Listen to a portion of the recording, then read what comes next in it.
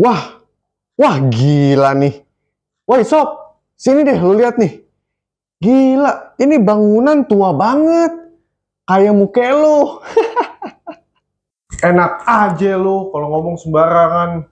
Emang apaan sih tuh? Bangunan apaan? Ini, nih, lu lihat nih. Malih, lu nggak tahu itu apaan? Kagak. Emangnya lu tahu? Kagak juga. Enggak, bercanda.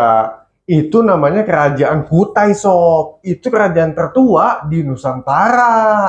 Wah, serius loh? Kayak gimana tuh ceritanya, sob? Coba sikat.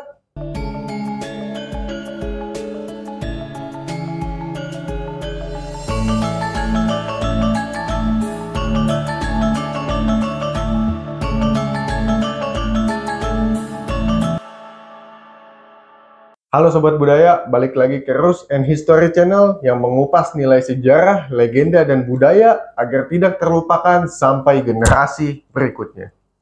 Kerajaan Kutai yang pertama itu adalah Kutai Martadipura, kerajaan bercorak Hindu di Nusantara yang memiliki bukti sejarah tertua.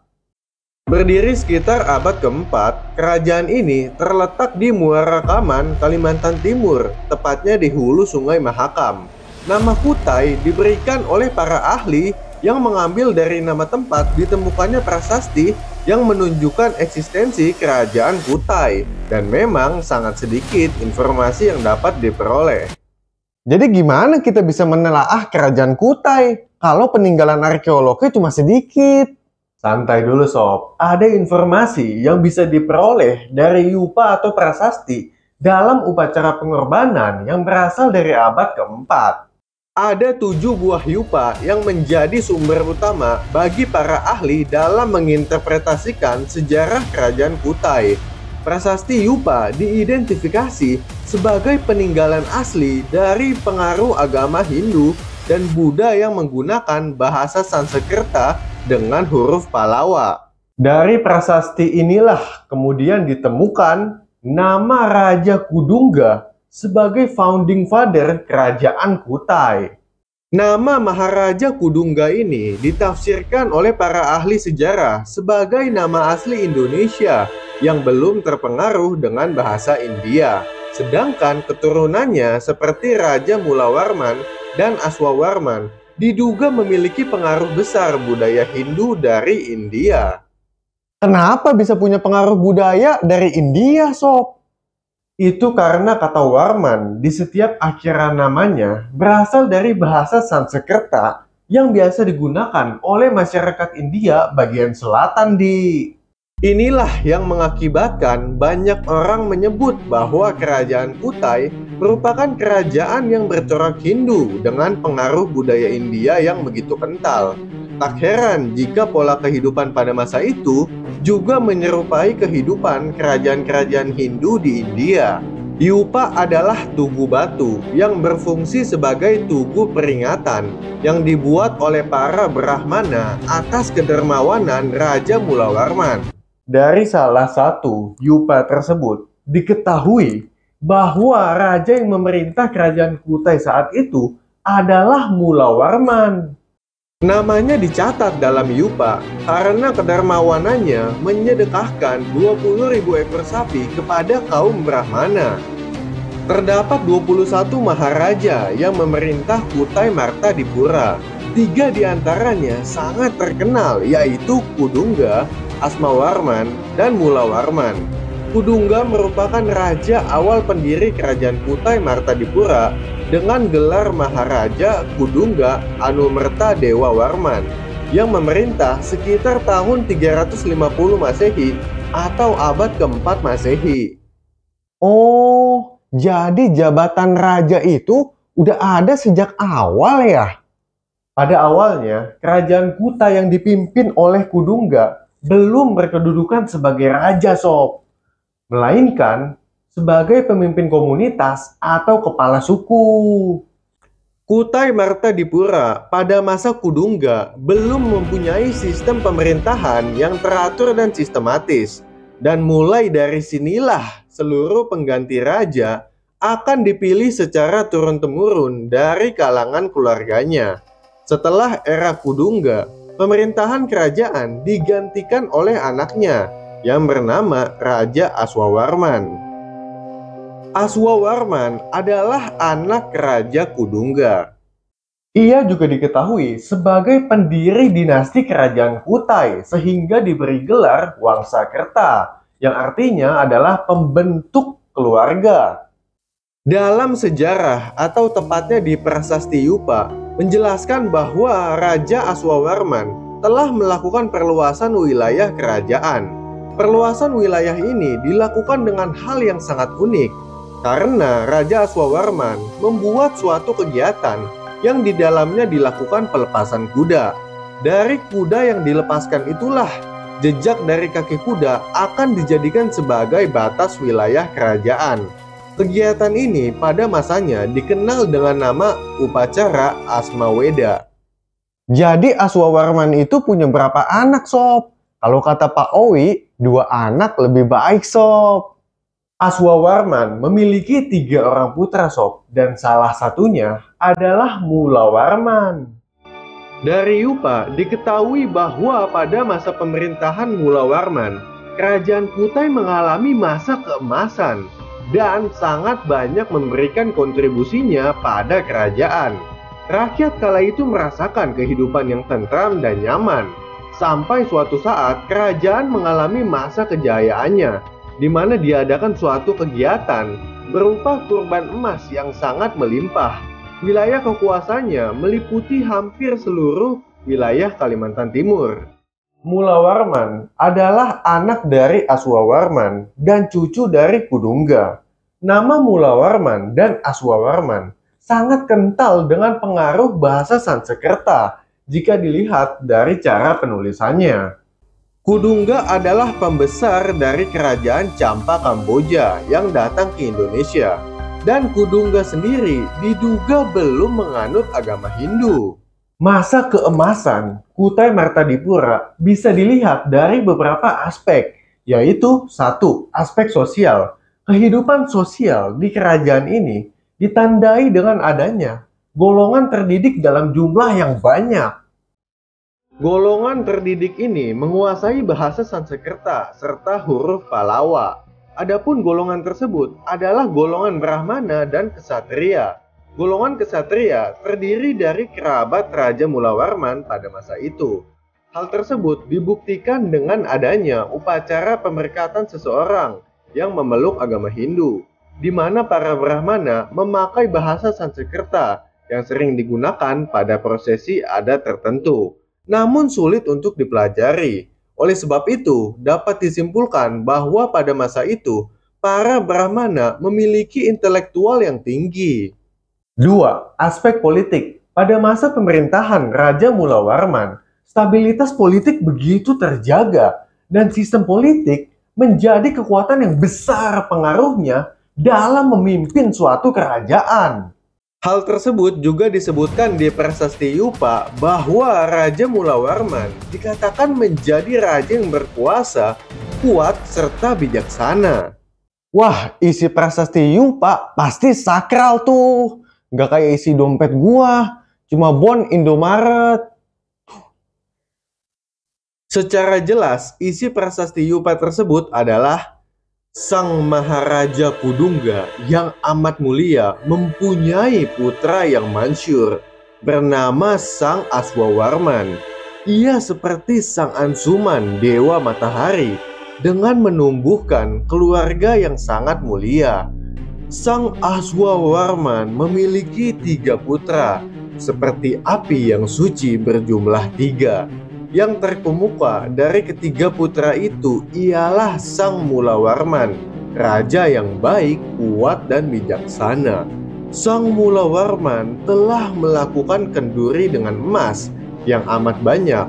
Karena kenduri itulah tugu batu ini didirikan oleh para Brahmana. Dari sinilah kita dapat mengetahui kekuatan politik dari Raja Mulawarman. Begitu kuatnya hingga rakyat dan para golongan Brahmana pun mendirikan tugu sebagai bukti bahwa dirinya sangat berkuasa pada masa itu. 3. Aspek ekonomi. Karena letak kerajaan yang berada dekat dengan Sungai Mahakam, sehingga membuat rakyat begitu mudah untuk bercocok tanam. Hal tersebut menjadi mata pencaharian utama, sedangkan lainnya lebih banyak beternak sapi dan berdagang. Hal ini dibuktikan dengan adanya peninggalan tertulis yang mengatakan bahwa Raja Mulawarman pernah memberikan 20.000 ekor sapi kepada para Brahmana. Selain itu, Kerajaan Kutai juga menerapkan sistem penarikan hadiah yang harus diberikan kepada raja bagi para pedagang luar yang ingin berdagang di daerah Kutai. Pemberian hadiah biasanya berupa barang yang mahal atau upeti yang dianggap sebagai pajak. Oleh sebab itu, Kutai mendapatkan banyak pemasukan dari berbagai sumber. 4. Aspek agama. Kehidupan masyarakat Kutai begitu kental dengan keyakinannya pada leluhur. Hal ini terbukti dengan adanya prasasti Yupa yang berbentuk seperti tugu batu. Jika dilihat dari asal-usulnya, tugu batu sendiri merupakan peninggalan nenek moyang pada zaman Megalitikum. Kemudian terdapat menhir dan batu berundak. Selain itu, dalam prasasti Yupa menyebutkan tempat pemujaan yang suci bernama Waprakeswara, yaitu tempat pemujaan Dewa Siwa. Oleh sebab itu, diyakini bahwa raja sebagai penganut agama Hindu Siwa bercampur dengan golongan Brahmana, sedangkan rakyatnya dibebaskan untuk menganut agama Hindu dalam aliran lainnya. Berapa lama kerajaan Kutai itu berjaya-jaya-jaya, sob? Diprediksi jaya-jaya-jaya, masa kejayaannya itu tidak berlangsung lama, sob. Apalagi sejak Raja Mulawarman wafat, Kutai banyak mengalami pergantian pemimpin. Hingga akhirnya kerajaan ini runtuh pada masa kepemimpinan Raja Dharma Setia. Telah dikabarkan bahwa Raja Dharma Setia tewas dibunuh oleh penguasa kerajaan Kutai Kartanegara, yaitu Pangeran Anum Panji Mendapa pada abad ke-13 Masehi. Nah, sekarang kita beralih ke kerajaan Kutai Kartanegara yang berbeda dengan Kutai Martadipura. Sementara itu, di daerah yang dikenal sebagai Tepian Batu, sekarang sebagai Kecamatan Anggana sebelah timur kota Samarinda, pada tahun 1300, Aji Batara Agung Dewa Sakti mendirikan kerajaan Kutai Kartanegara. Kerajaan ini disebut dengan nama Kerajaan Tanjung Kute dalam Kakawin Nagara Kertagama 1365. Yaitu salah satu daerah taklukan di negara bagian Pulau Tanjung Nagara oleh Patih Gajah Mada dari Majapahit. Kerajaan Kutai Kartanegara didirikan. Terus apa kabar dengan Kutai Martadipura, sob? Jangan sampai ada yang baru yang lama dilupakan. Kayak kulit lupa kacang, sob. Pada abad ke-16, Kerajaan Kutai Kartanegara di bawah pimpinan Raja Aji, Pangeran Sinum Panji Mendapa, akhirnya berhasil menaklukkan kerajaan Kutai Martadipura yang berlokasi di Muara Kaman, sob. Raja Kutai Kartanegara pun kemudian menamakan kerajaannya menjadi Kerajaan Kutai Kartanegara ing Martadipura sebagai peleburan antara dua kerajaan tersebut. Pada abad ke-17, agama Islam yang disebarkan Tuan Tunggang Parangan, yaitu seorang ulama Minangkabau yang menyebarkan agama Islam di Kerajaan Kutai di Kalimantan, diterima dengan baik oleh Kerajaan Kutai Kartanegara ing Martadipura yang saat itu dipimpin oleh Aji Raja Mahkota Mulia Alam. Setelah beberapa puluh tahun, sebutan raja akhirnya diganti dengan sebutan sultan. Sultan Aji Muhammad Idris yang berkuasa tahun 1735 sampai 1778 merupakan sultan pertama yang menggunakan nama Islami, dan kemudian sebutan kerajaan pun berganti menjadi Kesultanan Kutai Kartanegara ing Martadipura. Sultan Aji Muhammad Idris yang merupakan menantu dari Sultan Wajo Lamadukeleng akhirnya berangkat ke Tanah Wajo, Sulawesi Selatan untuk ikut bertempur melawan VOC bersama para rakyat Bugis. Pemerintahan Kesultanan Kutai Kartanegara untuk sementara dipegang oleh Dewan Perwalian. Pada tahun 1739, Sultan Haji Muhammad Idris gugur di medan perang. Sepeninggal Sultan Idris, terjadilah perebutan tahta kerajaan oleh Haji Kado, putra mahkota kerajaan Haji Imbut yang saat itu masih kecil, kemudian dilarikan ke Wajo. Haji Kado kemudian meresmikan namanya sebagai Sultan Kutai Kartanegara dengan menggunakan gelar Sultan Haji Muhammad Ali Yedin. Setelah dewasa, Haji Imbut sebagai putra mahkota yang syah dari Kesultanan Kutai Kartanegara kembali ke tanah Kutai. Oleh kalangan Bugis dan kerabat istana yang setia pada mendiang Sultan Idris, Haji Imbut dinobatkan sebagai Sultan Kutai Kartanegara dengan gelar Sultan Haji Muhammad Muslihuddin. Penobatan Sultan Muslihuddin ini dilaksanakan di Mangkujenang. Sejak saat itu dimulailah perlawanan terhadap Haji Kado. Perlawanan berlangsung dengan siasat embargo yang ketat oleh Mangkujenang terhadap pemarangan. Armada bajak laut Sulu terlibat dalam perlawanan ini dengan melakukan penyerangan dan pembajakan terhadap pemerangan. Waduh, sengit banget sob. Akhirnya gimana tuh?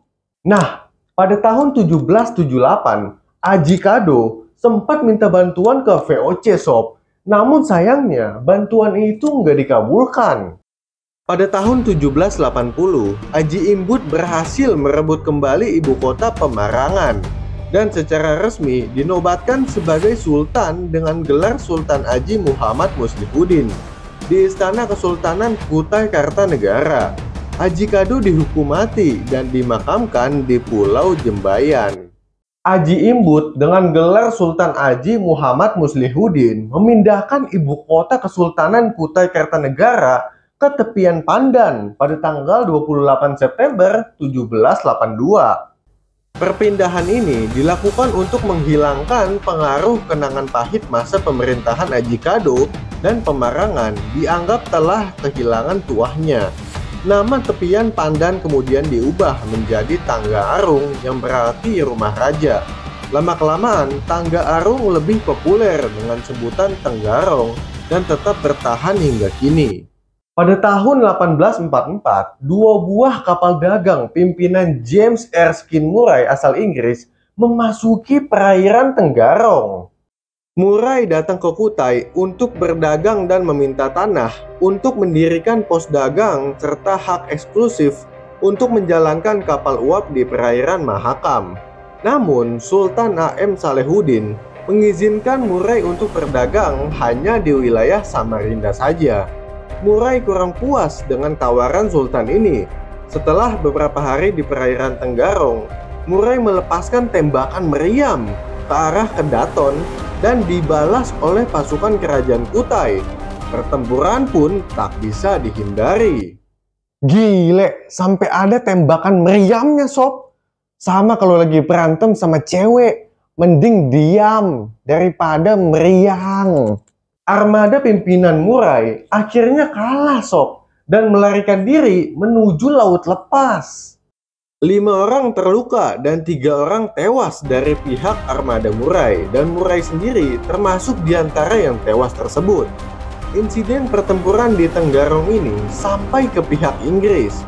Sebenarnya Inggris hendak melakukan serangan balasan terhadap Kutai, namun ditanggapi oleh pihak Belanda bahwa Kutai adalah salah satu bagian dari wilayah Hindia Belanda dan Belanda akan menyelesaikan permasalahan tersebut dengan caranya sendiri.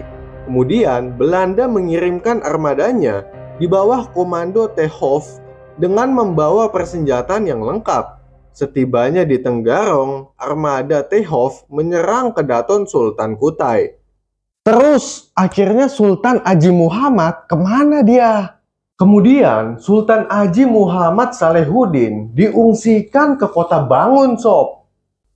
Panglima perang kerajaan Kutai, Awanglong, yang bergelar Pangeran Senopati, bersama pasukannya dengan gagah berani bertempur melawan armada Tehov untuk mempertahankan kehormatan kerajaan Kutai Kartanegara. Awanglong gugur dalam pertempuran yang kurang seimbang tersebut.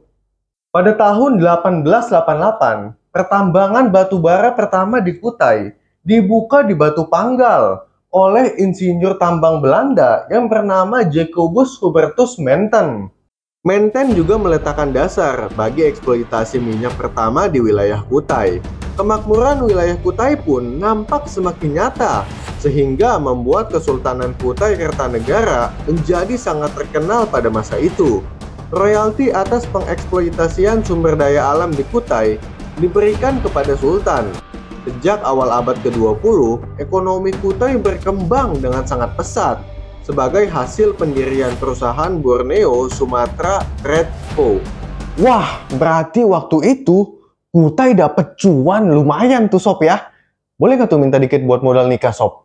Banget bener Sob. Terbalik dong.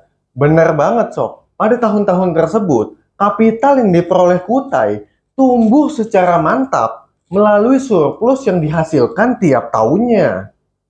Hingga tahun 1924, Kutai telah memiliki dana sebesar 3.280.000 gulden, jumlah yang sangat fantastis untuk masa itu. Perusahaan Belanda juga berperan besar dalam pembangunan. Salah satunya pembangunan suatu lapangan terbang yang sekarang dikenal sebagai Bandara Sepinggan.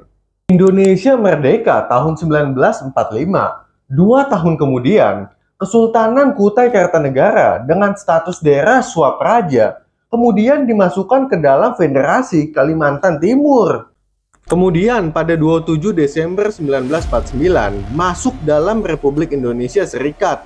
Daerah swapraja Kutai diubah menjadi Daerah Istimewa Kutai yang merupakan daerah otonom atau daerah istimewa tingkat kabupaten berdasarkan UU Darurat Nomor 3 Tahun 1953. Pada tahun 1959, berdasarkan UU Nomor 27 Tahun 1959 tentang pembentukan daerah-daerah tingkat 2 di Kalimantan, wilayah daerah istimewa Kutai dipecah menjadi 3 daerah tingkat 2, yaitu Kutai, Balikpapan, dan Samarinda. Pada tanggal 20 Januari 1960, bertempat di Gubernuran di Samarinda, APT Pranoto yang menjabat sebagai Gubernur Kalimantan Timur dengan atas nama Menteri Dalam Negeri Republik Indonesia melantik dan mengangkat sumpah 3 kepala daerah untuk ketiga daerah swatantra tersebut. Sehari kemudian, pada tanggal 21 Januari 1960, bertempat di Balairung Kedaton Putih Tenggarong, diadakan sidang khusus DPRD Daerah Istimewa Kutai.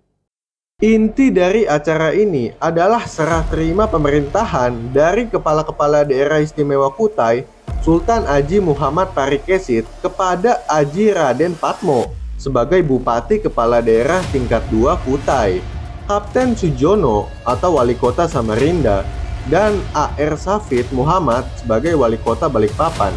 Pemerintahan Kesultanan Kutai Kartanegara di bawah Sultan Aji Muhammad Parikesit berakhir dan dia pun hidup menjadi rakyat biasa.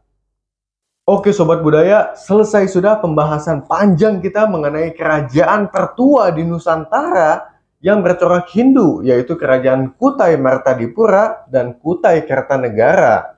Terima kasih untuk kalian yang sudah menonton sampai habis videonya dan tidak di-skip, dan selamat karena sudah mendapat wawasan baru.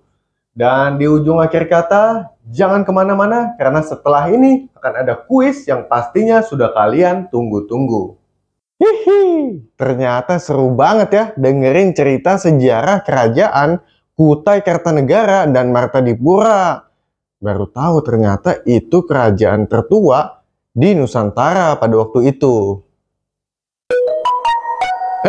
Siapa nih?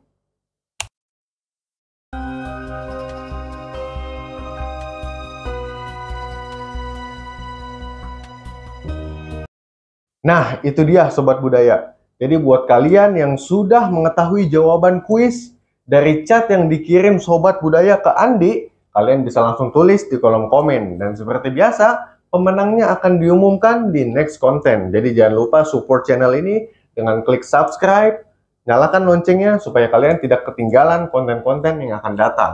Terima kasih dan matur suwun.